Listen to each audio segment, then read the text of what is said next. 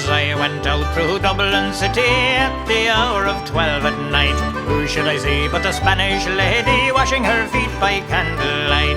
First she washed them, then she dried them over a fire of ambry coals. In all my life I ne'er did see a maid so sweet about the sauls. Whack for the tooraloora-laddie, whack for the tooraloora-lay, whack for the tooraloora-laddie, whack for the tooraloora-lay.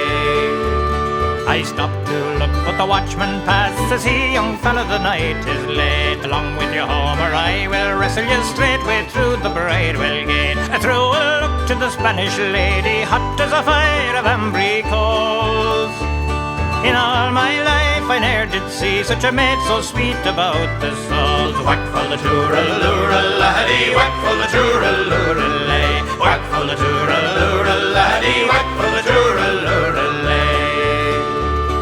As I walked back through Dublin city as the dawn of day was o'er, who should I see but the Spanish lady when I was weary and footsore. I got a look from the Spanish lady, hot as a fire of ambry coals.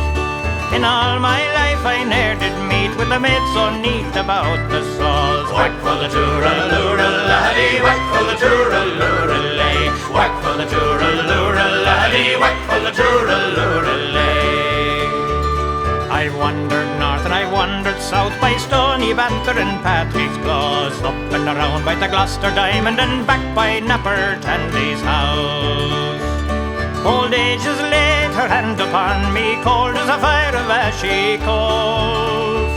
But where is the lovely Spanish lady, neat and sweet about the sauls? Whack for the tooraloora-laddie, whack for the tooraloora-lay, whack for the tooraloora-laddie, whack for the tooraloora-lay, whack for the tooraloora-laddie, whack for the tooraloora-lay.